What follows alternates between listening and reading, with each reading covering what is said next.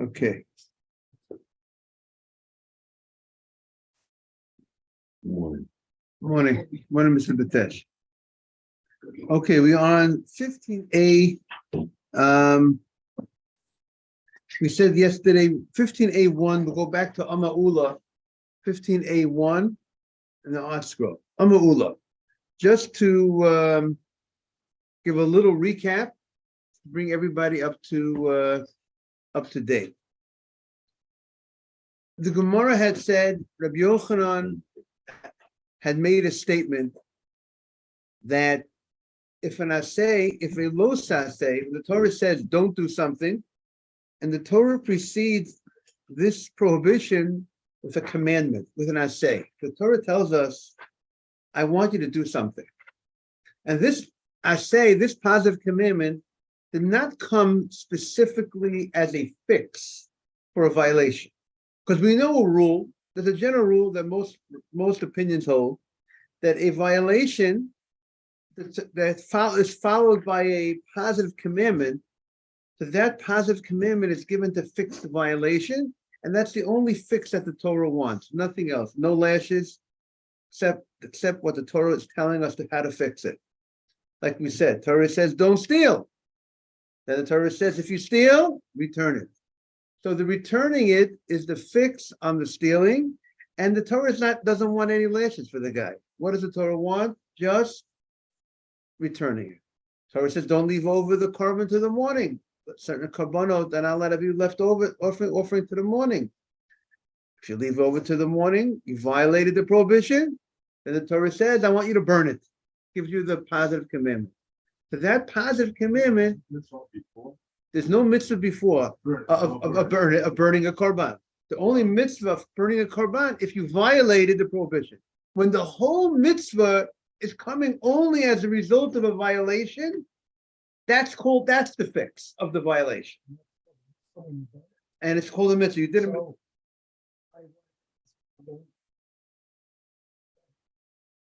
But you get a Avera and then you get a mitzvah. You know what it's like? You get an Avera and then you get a mitzvah. It doesn't balance out. I want to Mr. Batesh. Averot and mitzvot don't balance out that way. Because a sin, a person is taken to task for the sin. A good mitzvah, you get reward for the mitzvah. There's no wash. It doesn't work that way. It doesn't work. God says, okay, you know what? You did a mitzvah. You did a sin. Okay, we're going to forgive you for the sin because you did a mitzvah. No. Hashem will say, okay, did you do more sins than mitzvot? Then maybe I'll let you live.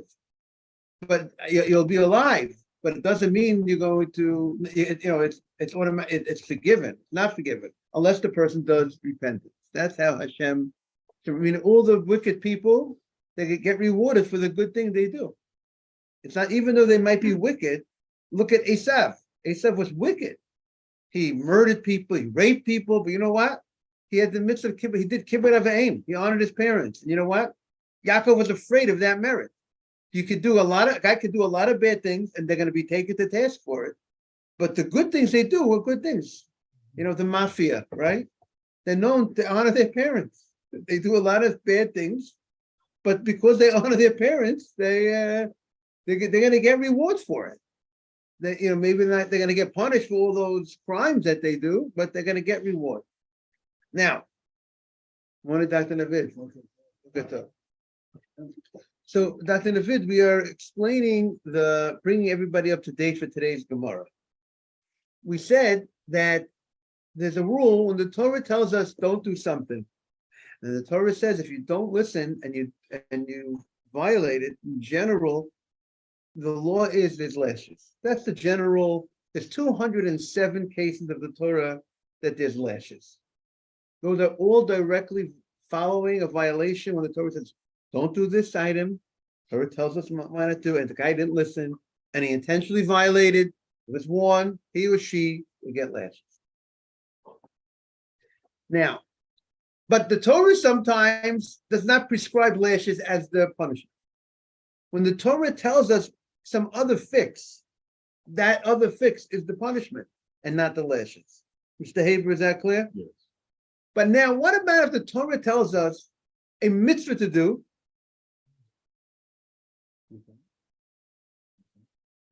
The Torah tells us a mitzvah to do. No, he's saying maybe the color, maybe your color got a little. Maybe you might have banged into something, Mr. David, you know. Oh, look at that. Yeah.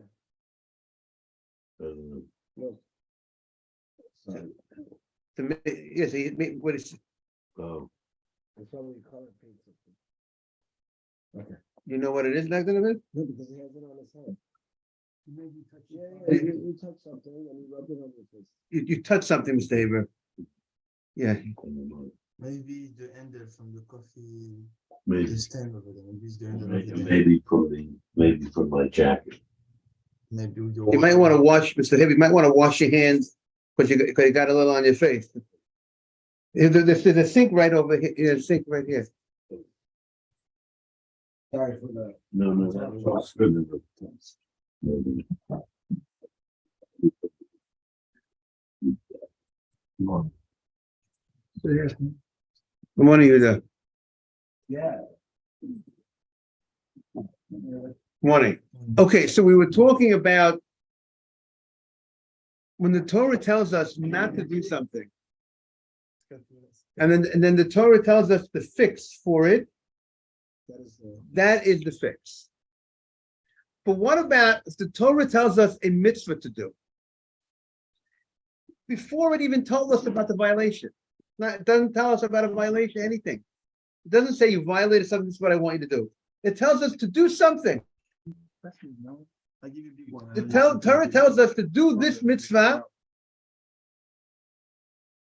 Introduce the sin yet. So that mitzvah was given. In the case, the Torah tells us a mitzvah to do before it even tells violation. Give us an example. Give us an example. Very to the way the Gemara uses the case, as we'll see if it's a good example or not. The Torah tells if a guy rapes a woman, the Torah says, I'm going to give you a mitzvah to marry her. After the Torah tells us about marry her, the Torah says, don't divorce her. The mitzvah to marry her, much better.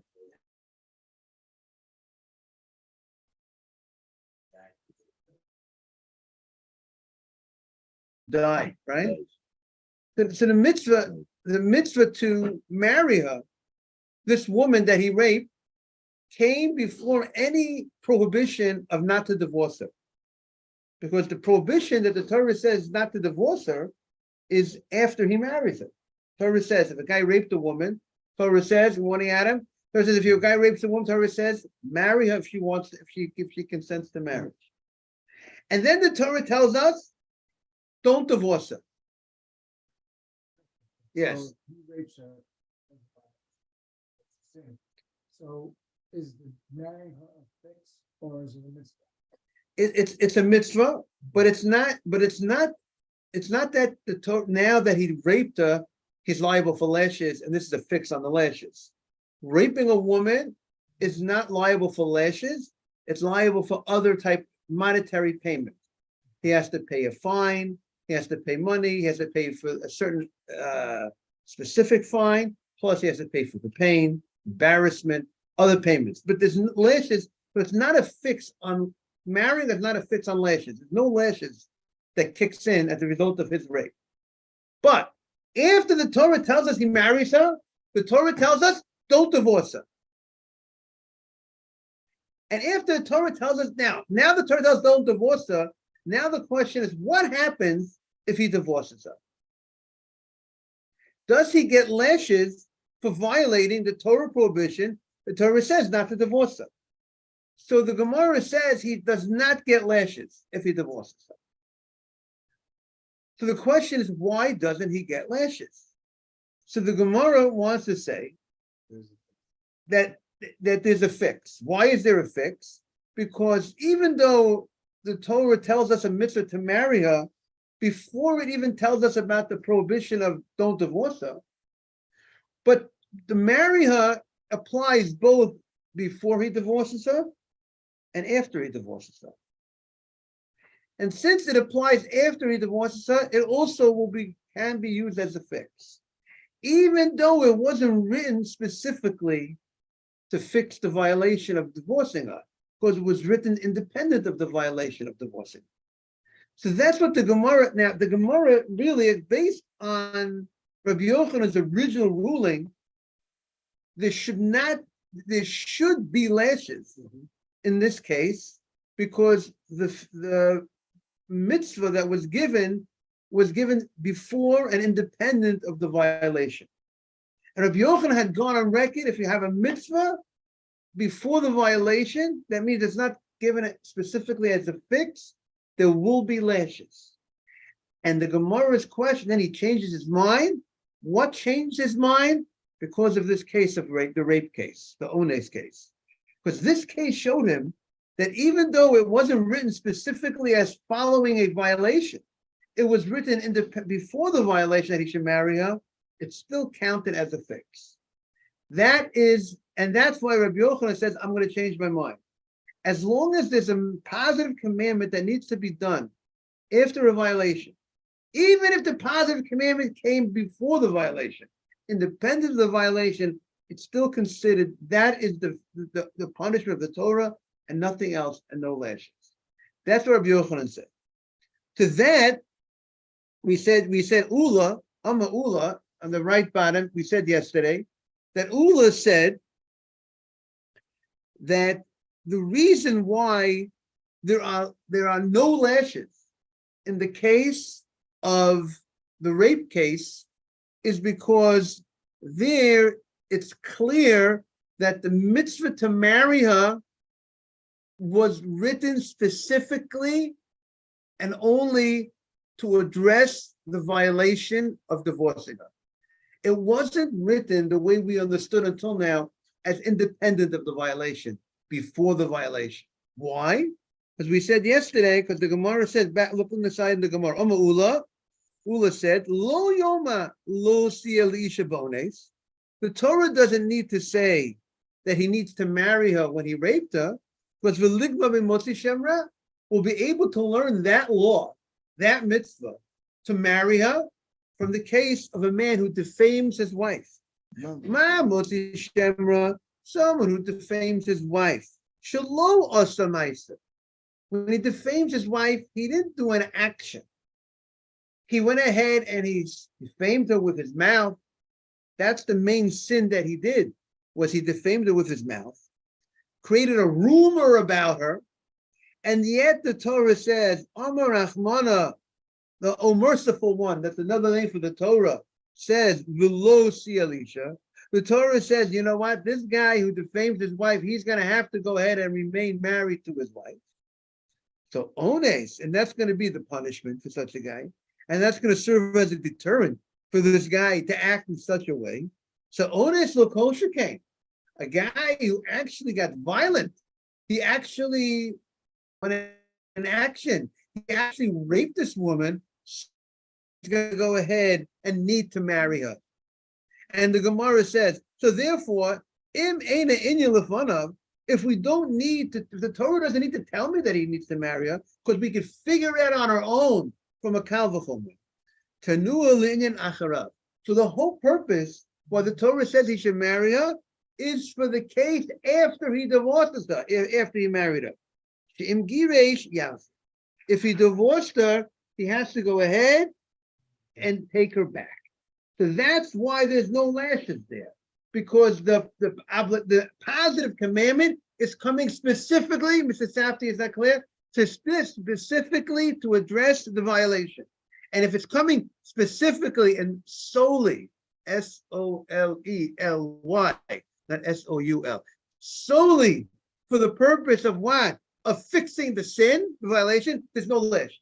So that's why there's no lash. But if there would be another case, that there will be a positive commandment prior to the violation, even if the positive commandment would apply after the violation, there will be lashes.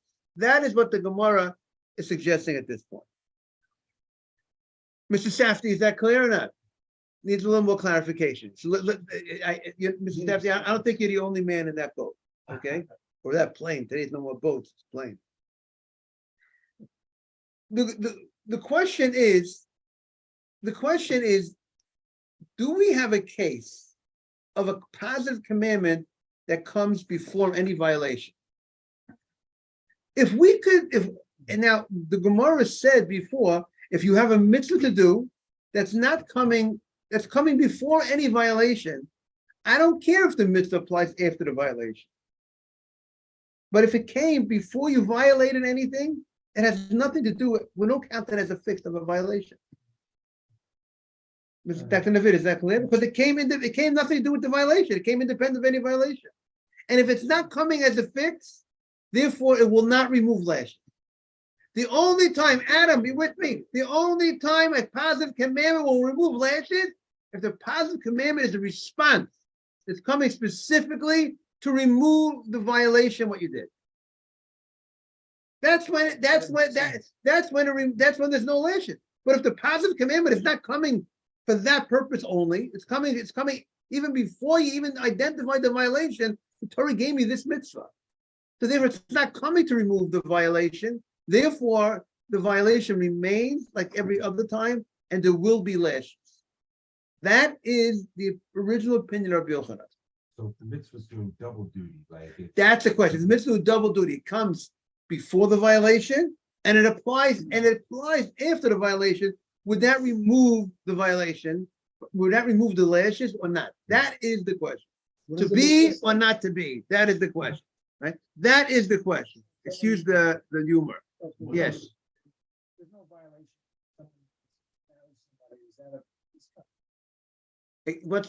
What's the case? Every time a person gets married, you do a mitzvah. There's a mitzvah. There's a mitzvah to get married. The way the Sefer HaChinuch counts, mitzvah kedushin b'isha, the mitzvah to get married, and there's a mitzvah to be fruitful and multiply. There's two mitzvahs on the deal. Marriage, you got two of the 613 mitzvahs. Is marriage is one, and being fruitful and multiply is the second mitzvah. And you're supposed to get married with the intent of being fruitful and multiply. Yes. what's he shemra? He's already married to his lady. Right. Now he wants to get out of it, so he spreads. So it. spreads the rumor. Right. What is this? So how does that connect? So the Gemara the Gemara does say that sometimes we consider the mouth as an action, but it's still not the same level action of a rapist. And sometimes we don't consider the mouth as an action, like we said.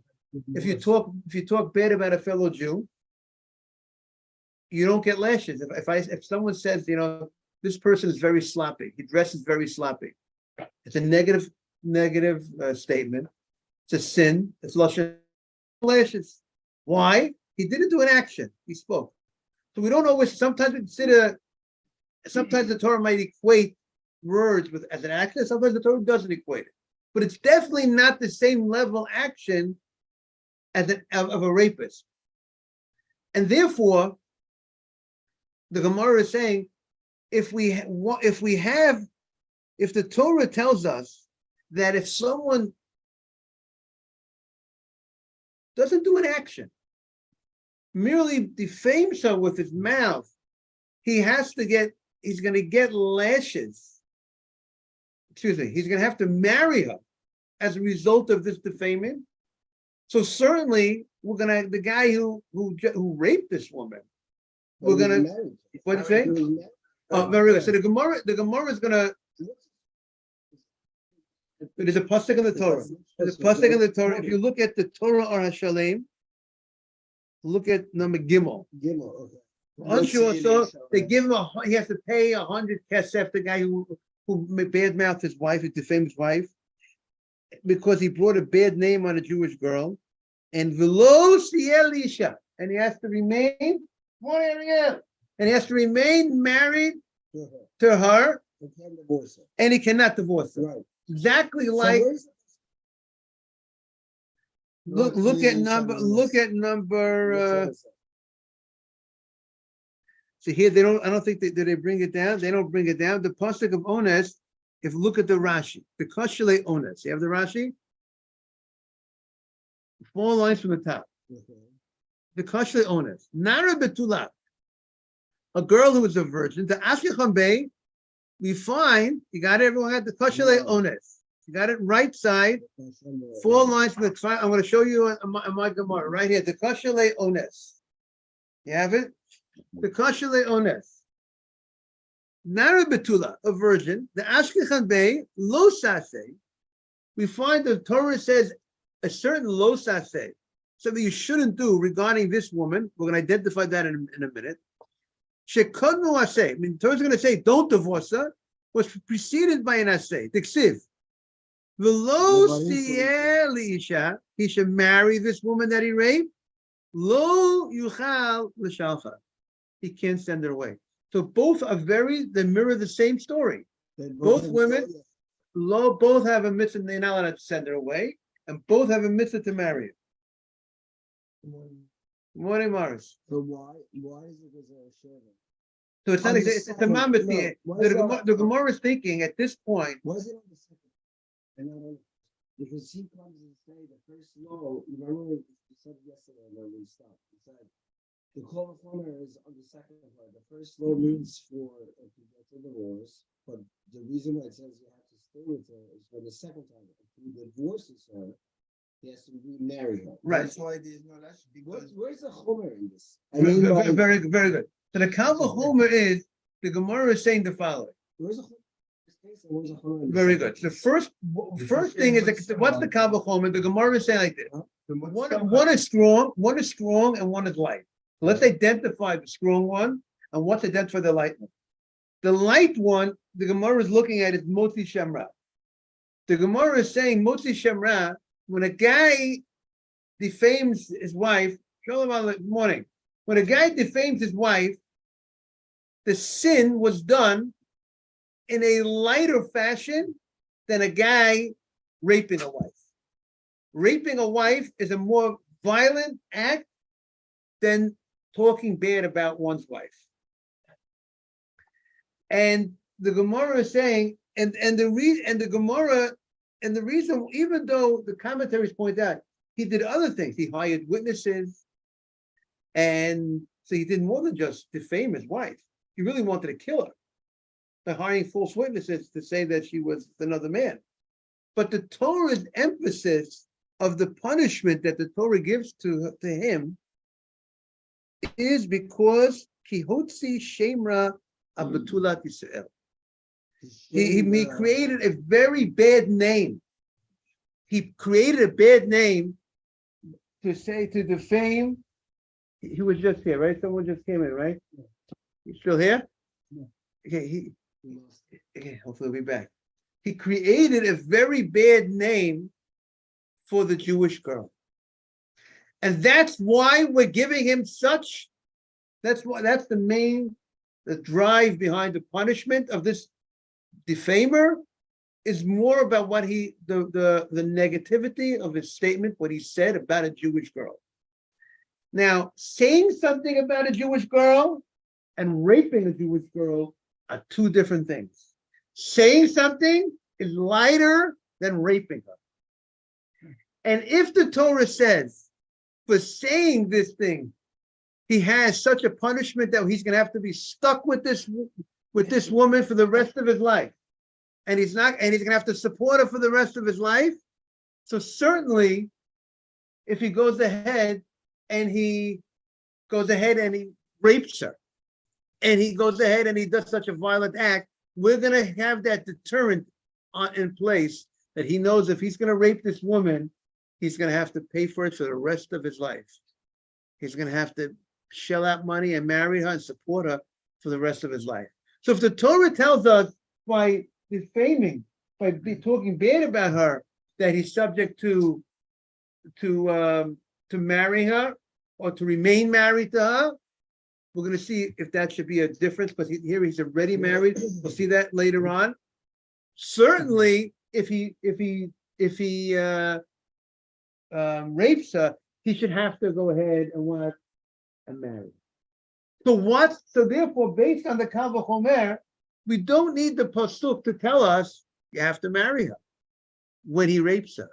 So therefore, the Gemara wants to conclude the whole purpose of the Torah telling us he has to marry her if he raped her is not coming to address the rape, is coming to address if he divorces her. That's a hard part. Because if the Torah writes this positive commandment, it's true, it preceded the violation. It says marry her. And there's more reason, there's more logic to say that he should marry her here. So therefore, the Gemara is saying there's no need for the Torah to tell us if we can learn something from a Kal V'chomer, we don't need a pasuk. The Torah doesn't need to write us something that we're able to, like the Gemara said, Lama Likra. Why do I need a pasuk if I'm able to learn it from a Kal V'chomer? Kal V'chomer means it's obvious. If the lighter case has such a punishment, the more serious case would definitely have that punishment. So why? So how do we? So we have a Kal V'chomer to teach us that he has to marry her if he raped her. So why do if she consents? So why do we need the pasuk to write it for? So the Gemara is saying the whole purpose why the Torah tells he has to marry her is not addressing after he rapes her, it's addressing the violation if he divorces her. So therefore, the mitzvah to marry her is coming specifically as a fix if he divorces her. So if it's coming specifically as a fix, therefore there is no lashes. That's what the Gemara wants to say. Okay, Mr. Batesh? Second time around if he divorces her. So the Gemara, question. yes. parentheses. What about either case? Okay, now we have a man. right. Okay? And she happens to be a bad wife. And there are rules that you could divorce her. Can a positive is that a positive commandment? Can another commandment override this one? There are stories. There are cases sometimes that a stay, docha losa stay. If a positive commandment to push away a losa stay, so maybe that positive commandment. We have something again. There are certain laws that when do we say a positive commandment would push it? What? Again. If let's say she goes with another man. I'm saying, but it could be that the mitzvah to divorce, meaning there's a mitzvah, there's a case in the Torah, there's a case in the Torah that the Torah gives, there's a mitzvah to divorce a wife if she's unfaithful. But he's.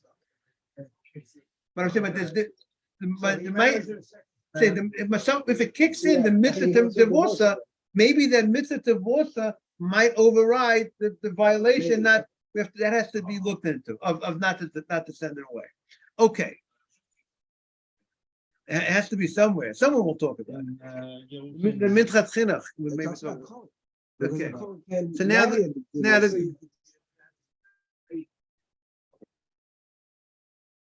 back to the Gemara. The Gemara says, Vakati. The first word of line is Vakati. The Gemara says still in the Art Scroll, it's 15A2. I think we're already in A2. Yeah. Just two lines after the Vakati. Look at the second paragraph on the page. Vakati ones b'moteshemer lo gamar. The Gemara says you can't learn out the case of the rapist from the case. You can't learn out the law to marry her from the case of the man who defamed his wife. Why not? We made a big case that it's more serious, more chamur, the case of raping than defaming. So the Gemara said, there's an issue. What's the issue? The ikalim mifrach, because you can break the kal v'chomer. Mifrach is like a pircha. You can ask on the kal v'chomer. Ma'ala moti shemra, the case when the guy defames his wife, shekein loker u'mishalem.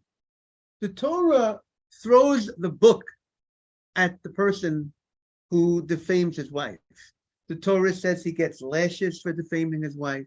The Torah says, "Good morning, that Nisan. Look at that. Great to see you, Nisan. One of our founding fathers of the class. He's the founding father of the class. And it happened, he donated the Gemara for many years. Mr. Haber also donated some of the Gemaras here for this session. They worked together in donating Gemaras. And this is the spot where we started, by the way, right here. This is the spot, right? So the Gemara says, Mala Mosishema Shekein Loka Mishalem, that the Torah says by Moshe Shemra, when he defames his wife, when he makes up the story about his wife, he's going to get lashes for it. Torah says he's going to go ahead and pay a fine for it, and that because the Torah was so strict, so maybe that's why the Torah gave the law that in addition to those fines, he has to go ahead and also remain married to her forever. So maybe over there, specifically over there, the Torah was very strict with Moshe Shemra. He gets he gets Makkos, he gets lashes, he has to pay money.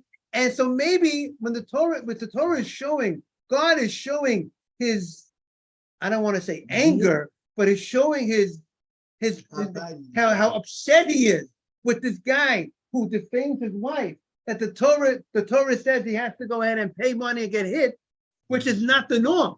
The Torah generally gives one punishment. The Torah doesn't give money and lashes.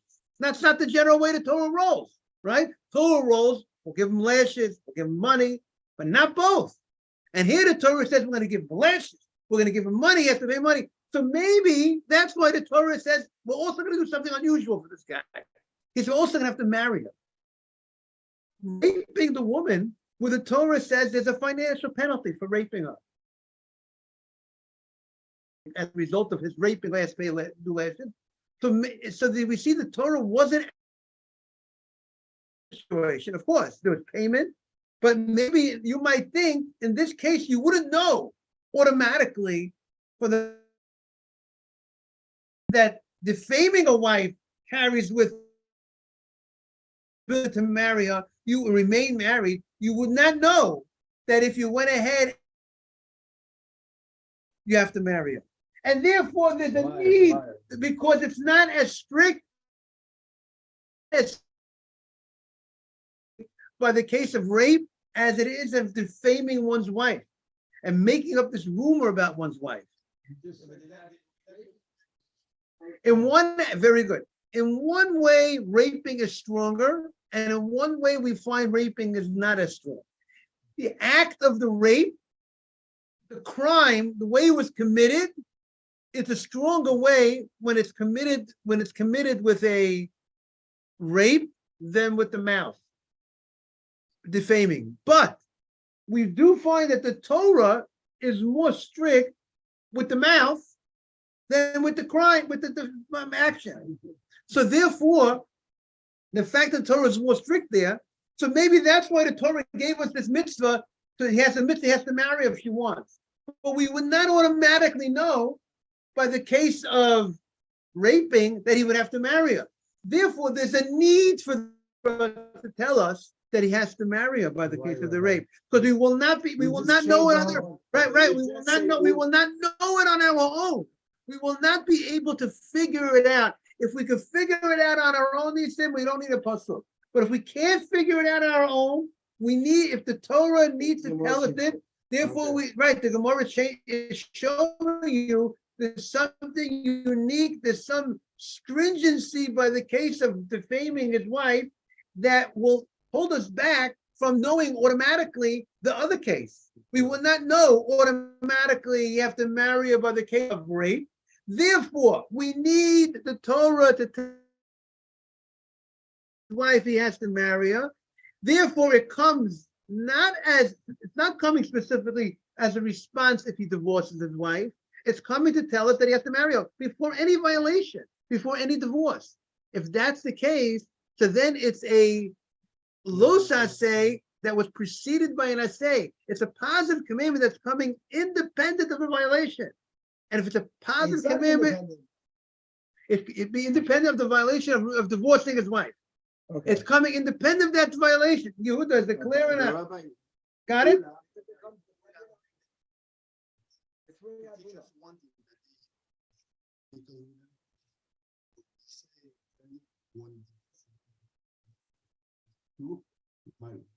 Right. But now, what we're just saying, we don't care about before what happened before. Before we learned that honesty to marry, right? Yeah, but the question, how do we know that if he rapes her, he has to marry her? But again, when the Torah is, If we learn at the beginning that the honesty to marry, right? if we know it from a Kal V'chomer, so we don't need the pasuk. If we know it automatically, we don't need the Torah tell me marry her. If we know it automatically, so why does the Torah tell me to marry her if we know it automatically? The Gemara is saying there's no Kal V'chomer. The Gemara is saying we here the word going into Tzereshah. It's not a word here and word there. It's the law that's by this case, and we want to apply the law. Right, but the Xer Sheva means when Torah uses the same word in both places, and it's Kavachomer. Right, the Kavachomer is thrown out. That's as Dr. Nevid said. The Gemara is throwing out the Kavachomer. What was the Kavachomer? The Kavachomer was that this one is greater, this is more strict than the other ones. If I don't need the Torah to write me the law by the other one, and therefore the Torah writes me the law, it's coming to tell me stuff for something else. But now the Gemara says, no, I need the Torah to tell us this law over here, because I will not learn it from a Kavachomer. Let me explain it. Now the Gemara is saying, the Gemara thought that we have an extra pasuk available that's coming specifically to address the violation of divorcing his wife that he had raped. The wife that he had raped, that he married and divorced, that the mitzvah to marry her is coming specifically to address that issue if he divorces her. Because we don't need it, because the mother wanted to say we don't need to tell us that mitzvah to marry her before the divorce, because we know it from Motzi Shem, from the defaming case. But now the Gemara is saying we will not know it from the defaming case. Therefore, we need the Torah to tell us this. Right after he rapes her, he has to marry her. Therefore, it's not coming specifically to address a violation that if he divorced her. It's coming before, it's needed to tell us before any divorce that he needs to marry her. So how we don't divorce? We also, the fact that the Torah says to marry her means he has to marry her also before and after. But it's if he divorced her. But it's not coming specifically to address the violation of divorce. And if it's not coming specifically to address the violation of divorce, there should be lashes. And yet there is no lashes. So that's why Rabbi Yochanan changes his mind. So that's what the Gemara is saying back. Ones is still a good reason for Rabbi Yochanan to change his mind. It's a good, because he fails that we see by Ones, by the rape case, that even though this thing, even though it came independent of the violation, but since it also applies after the violation, it takes off the lashes. And that's why Rabbi Yochanan really said, if there's a positive commandment that the Torah gives, and this positive commandment came independent of the violation, it's not called a fix. And if it's not a fix, he will be subject to lashes. Rabbi Yochanan sees, in the case of the rape, that it is still considered a fix, even when it came independent of the violation. So the Gemara says, okay, I accept your question on my Kal V'chomer. I'm going to come from a different angle to show you that this mitzvah of marrying her is coming specifically to remove the violation. And that's why there's no lashes by the case of rape. And therefore, it's not a case of a mitzvah that precedes the violation. It's a case of a mitzvah that comes only after violation. We're going to continue tomorrow in this, everybody. I want to wish everyone a very beautiful day. And it's a great honor to have Nisim here.